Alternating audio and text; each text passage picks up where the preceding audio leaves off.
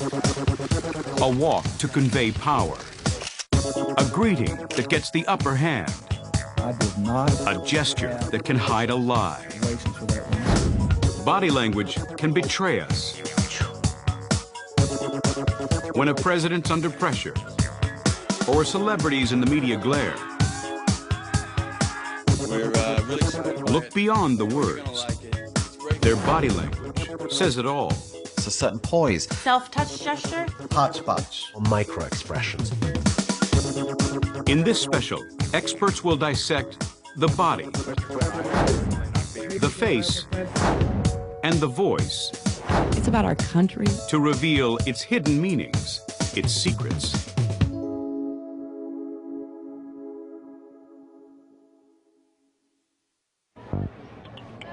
This is a world where what we say is all important. They said this day would never come. We hang on every word. Tomorrow, we begin again. Thank you. But are we getting all the message? Bolder, darker, many psychopaths, serial killers' handwriting. Research has shown that just 7% of human communication is through the actual words. 93% of what we communicate with others is nonverbal. Bam, bam, bam! 93%. Think about that. 93%. So it's our tone of voice, our pitch, our posture, micro expressions on our face, and different gestures that we might use. So we put all the significance on 7% for words. We shouldn't really be doing that. Beyond the words lies a fascinating world of nonverbal communication. The secret world of body language. We're about to watch our wannabe world leaders, our sports stars. Good morning. We'll revisit famous figures from recent history. Did you kill the president? Because people have got to know whether or not their president's a crook. Well, I'm not a crook. I've earned everything I've got. We'll view our celebrities with fresh eyes. We're going to show how people in the public eye try to control the way we perceive them. And how sometimes, despite their best efforts, the truth leaks out. Whomever it might be, if the truth is told, then my name will be cleared and I can move on with my life. If you know what to look for. It's not what you're seeing, it's what you're not seeing. And you're not seeing an anger response. We're going to equip you with the tools to read those body language giveaways. You're getting a hidden peek, a peek into the world of what's really going on there. When you can read body language, every moment you spend with others, you can make it valuable, and if you're in business, you can make it profitable. Body language is crucial. For those who study nonverbal communication, one of the first indicators they look out for is the way someone's body moves.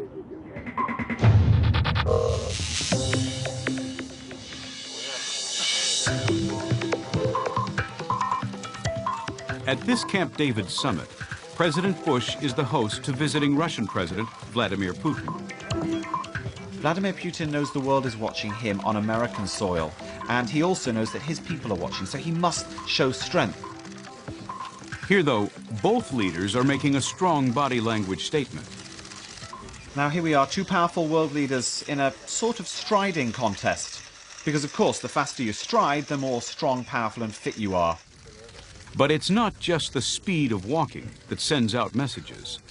Vladimir Putin and George Bush, both of whom are fantastically powerful men, have two completely different kinds of power, and it evidences itself through body language. I thank you all for coming. Vladimir Putin has what I would call a very animal power, a strongman power, and he walks by having his shoulders, they're actually bouncing back and forth, and he walks, he also makes gestures, he's very active. I would almost call it a kind of sexy power. George Bush, on the other hand, has a more traditional and I would say American power. There's very little movement above the shoulders. He's trying to look like he's controlled. There's no extra wasted energy. I thank you all for coming. Perceiving the body language message of these two powerful presidents is straightforward, but body language is often complex and easily misunderstood.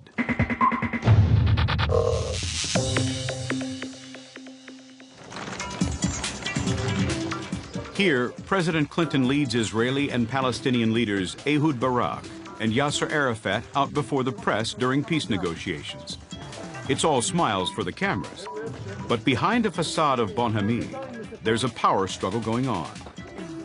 Clinton jokingly explains that none of them will take any questions. We pledged to each other we would answer no questions and offer no comments. So I have to set a good example. The body language then revealed just why that was.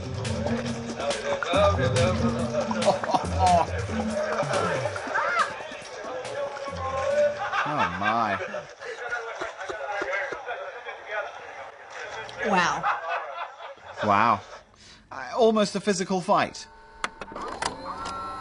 Many viewed this apparently light-hearted tussle as a sign that Arafat and Barak were getting on well. Think again.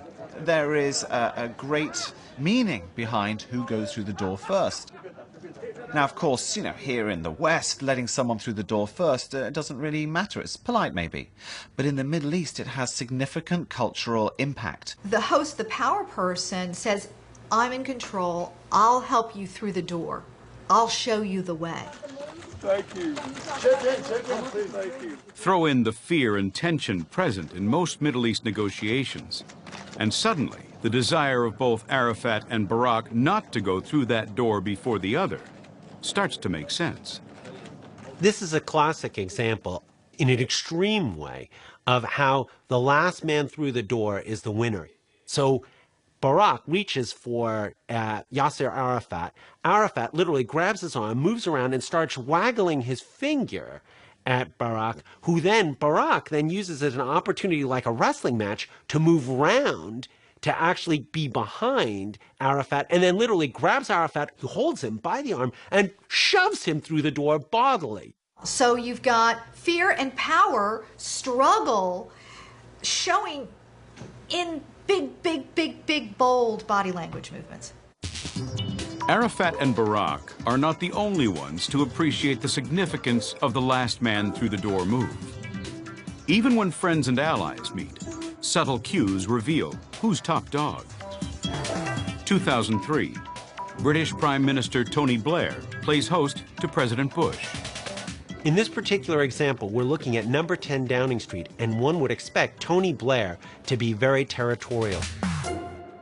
It's his territory, he should be host, he should be in charge and the boss in terms of who at least goes through the door. And yet, Tony Blair, the Prime Minister, accepts that the seniority in place here is the President. So President Bush says, photo op's over, gives them the little nod. And so they start going in. The President's in charge of the choreography. He goes through the door last, he uses his left hand, and taps Blair forward, not shoving Blair through the door, but helping him through the door, meaning Bush is in charge. As they go in, the President, being in charge and wanting to be clear that he's in charge, not only displays the ownership symbol of putting his hand on Tony Blair's back, but then he displays a further bit of dominance. Gives him 3 little taps just to let him know that actually he's a good little boy and that George W. Bush is boss. A pat on the back is one way to demonstrate power. Getting the upper hand is another, quite literally.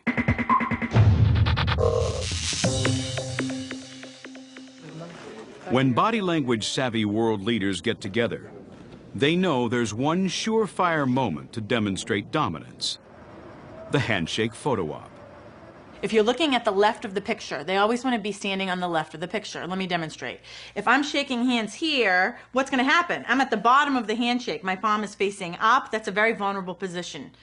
If I'm shaking hands here, and I've got my arm around the person, I'm shaking hands, who's got the upper hand? I've got the upper hand. If someone's coming in to shake your hand like this, here's the nice solid handshake. It should be straight and firm. If it's not... Janine Driver teaches body language evening classes. It's kind of hard to dominate. You're a powerful force. She believes the visual impact of important handshakes was first appreciated in 1970, when Elvis Presley famously paid a visit to President Nixon at the White House. We see a picture of Nixon, and he's shaking hands with Elvis Presley. Nixon's got the upper hand. That's where the expression comes from. I've got the upper hand here. So now that people know about this in politics, you see them jockeying for position when it comes time to take the picture. At this summit in 2006, hosted by Vladimir Putin, the Russian leader was on full handshake alert. He strategically placed himself in a position where when they're coming forward, he's going to get the dominant position. They're coming out of cars this way, they're coming up to him, the cameras are here. Every single picture, who gets the upper hand? Putin. Then, up strides Tony Blair. We see that Tony Blair is going to actually grab onto Vladimir Putin's hands, this classic thing of grabbing somebody by the elbow to show who is actually the leader. Score 1 for Blair. Next, it's President Bush's turn. George Bush, on the other hand, then comes in and realizes he's on the wrong side of the photo. Morning. So when he reaches in to grab, he immediately crowds Putin. So instead of just grabbing and letting Putin grab his arm, George Bush puts his shoulder against Putin so that Putin's left arm is in no way in a position to grab hold of Bush's right arm. Then as soon as Bush turns out, he immediately goes for a little tap, a steer on Putin's back to actually give him a push. And Putin, making sure not to be outdone, puts his right arm out and gives Bush a little tap as well. We'll call that a draw. Even seated, the bodies of world leaders can speak volumes. Here's a masterclass from FDR. With President Roosevelt presiding, the historic conference began. February 1945.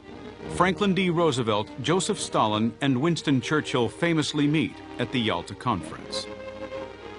The Big Three, surrounded by the chiefs of staff, with their staffs and civilian officials, posed for the cameras in the patio of Lavatia Palace. The Allies had worked together for 3 years, but now, with the end of the war in sight, Roosevelt knew all that was set to change. We see three powerful men all wanting to dominate. Visually, Roosevelt's in the center, and the center figure always appears to us to be the most important. And even when he's talking to Stalin, he turns the other way and Stalin leans in. Stalin is actually, if you like, following Roosevelt. Roosevelt is the real leader of the two. Meanwhile, Churchill's body language is conveying Britain's diminishing status. It doesn't look as though Churchill is a full and equal participant. Not only is his posture hunched up, but Roosevelt barely ever talks to him, and Stalin doesn't really meet him except to shake his hand. Churchill has both elbows out, but the tell is that he's holding his hat in his lap to cover up his private parts, which feel kind of vulnerable in this situation.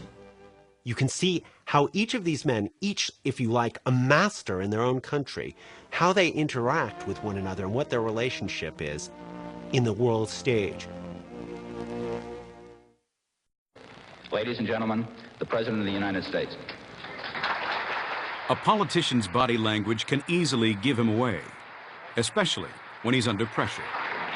Ladies and gentlemen, I welcome this opportunity tonight to meet with the managing editors of the nation's newspapers.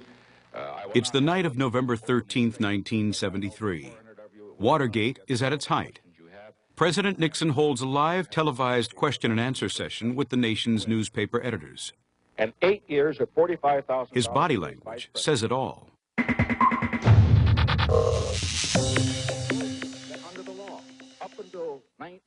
Nixon knew it was not going to be an easy evening.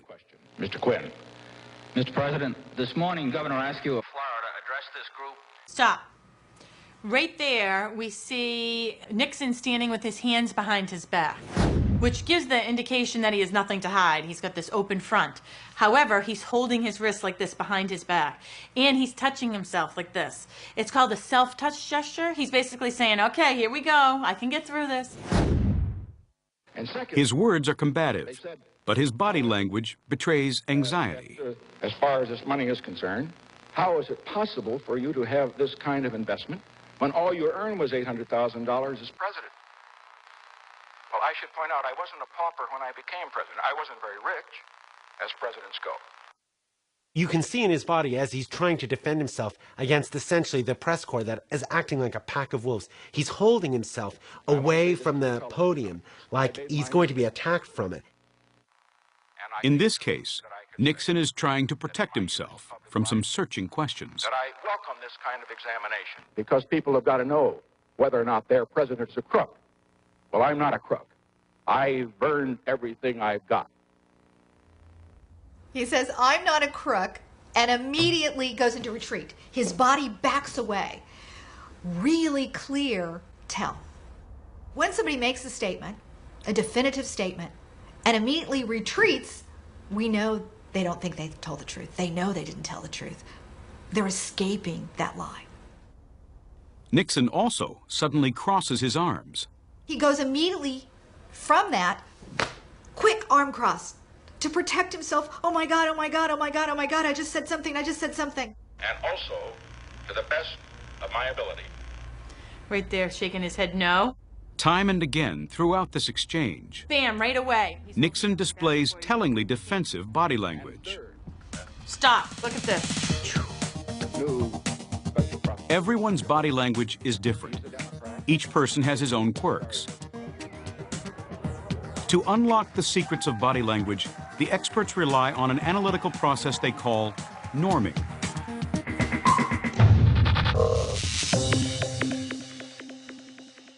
When it comes to deciphering body language, norming is crucial. Reading body language, you're looking for what's normal for that situation.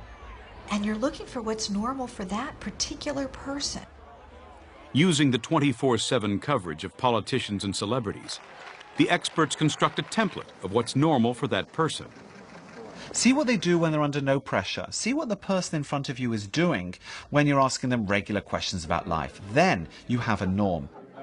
But even without the chance to get this norm, experts can still read someone's body language with accuracy. If you don't know what's normal for that person, you go back to the context again and say, okay, what would be normal in that situation? So if I am asked to look at a suspect in a crime, I'm thinking, what would be a normal response for a husband whose wife is missing? What would be a normal response for parents if their children are missing? And how far from normal is this behavior?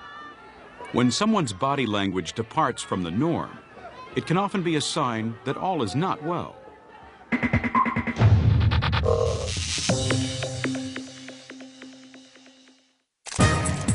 Britney Spears makes a perfect body language case study because of her love-hate relationship with living in the public eye.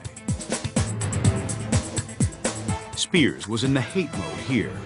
In terms of how we protect ourselves when we're in trouble, the first thing you have to do, of course, especially if you're a celebrity, is you've got to cover your eyes. If people can see your eyes, they can see your soul. So she puts on dark glasses, whether it's night or day, irrelevant. The dark glasses go on. These signs of distress are in marked contrast to the Britney of earlier times. What's up, Australia? Everything was spontaneous and relaxed and look at me.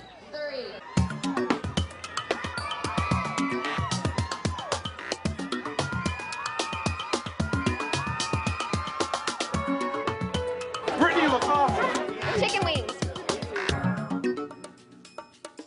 Now she's messed up, and the body language shows that lack of control over herself. Her body language is very defensive, whereas it used to be very welcoming. She's closing down and looking panicky, whereas she used to be absolutely adoring the limelight. Under this kind of intense scrutiny, a celebrity's body language needs a helping hand. We can only guess at the sort of coaching or advice that someone in her position is getting, but I'm sure she's being advised all the time. She's not alone. Take Paris Hilton. She rarely has a night in. So how would she behave on a night out of jail?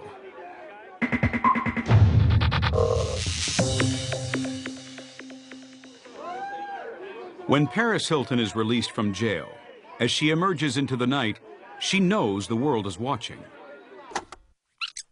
She knows, or at least has been told, that she's got to demonstrate that she's learnt her lesson. After all, she's actually been to jail. So she can't come out and be her normal playful self and jump on a table and start lap dancing, because this moment doesn't warrant such behavior. Her body language has been carefully planned in advance. And as she walks along, she straightens herself a little bit because she knows she's on. She does a very unusual gesture. Little kind of prim pose where she gets her hands, she crosses her fingers and she holds them in front of herself like a very good girl. I've never seen her do that gesture in any other situation. In the same way some people arrive fashionably late, she's leaving prison fashionably punished. Paris Hilton's calculated little girl performance was her way of dealing with the inevitable media frenzy surrounding her release from jail. Politicians, like celebrities, are always in the media spotlight. But one world leader has a unique way of using body language to slide through any situation, however embarrassing. George W. Bush.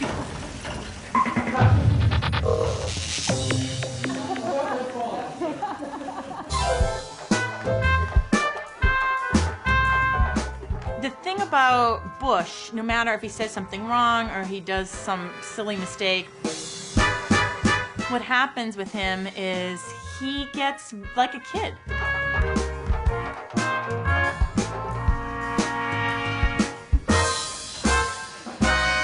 He becomes this little 6-year-old kid like, I made a mistake.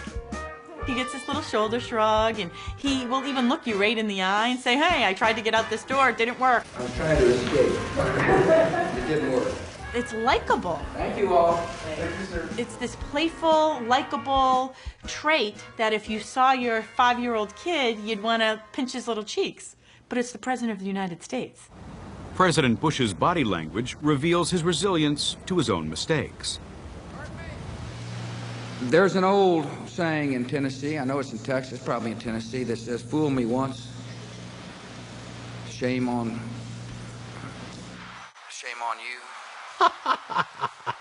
If fool me, we can't get fooled again. A beautiful example of George W. Bush getting completely lost in the middle of what he's saying. Fool me once. He pauses a long time. Shame on. He knows that the next word is shame on you. Shame on you. But he knows also that he's completely lost the next sentence. He has no idea where he's going. And what you'll see with his head is, fool me once, and he bends down like this, like they're about to throw tomatoes at him or something, really rotten stuff. If fool me, we can't get fooled again. Fool me once, shame on you, and then he just comes up and he misquotes the Who, won't get fooled again. If fool me, we can't get fooled again. There's this long pause where he's evaluating if he's made a complete fool of himself. And then he carries on regardless. We've got to understand the nature of the regime we're dealing with. Body language matters. If you want to be President of the United States, it's vital. The facts are that he has said in the last week that he really liked the ideas of the Republicans over the last 10 to 15 years. Politicians like Hillary Clinton and Barack Obama know that words are only part of their message. Voters are also influenced by the image they portray.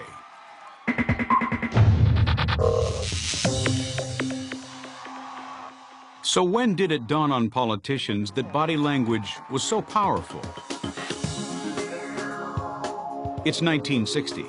Vice President Richard Nixon and Senator John F. Kennedy campaigned for the presidency. This election will be a turning point in the relationship between politicians and body language.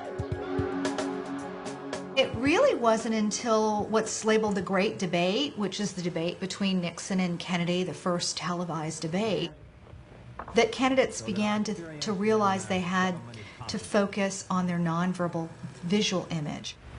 Smith, Senator Kennedy, the things that Senator Kennedy has said, many of us can agree with.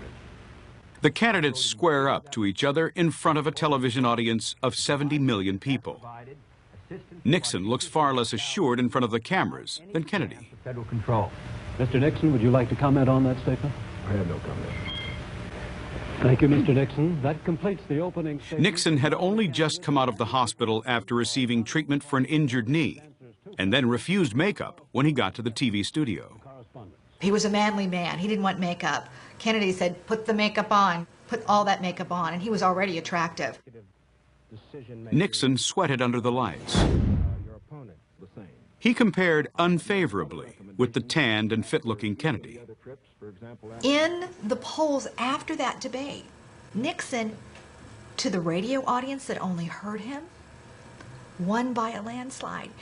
But the poll of the audience that saw the debate, Kennedy won by a landslide.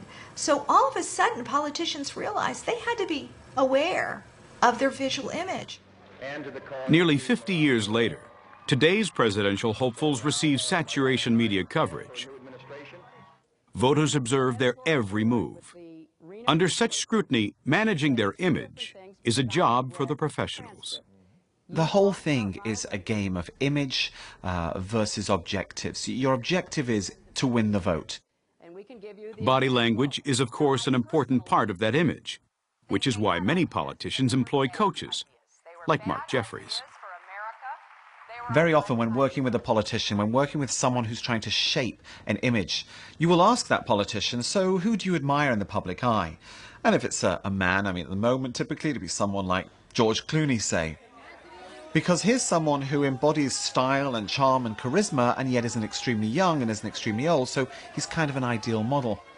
The very training actors like Clooney undergo usually leads to good body language in public. That puts them way ahead of politicians, who have to be taught how to walk, where to look, how to smile even. So is it possible to detect signs of body language coaching in a politician?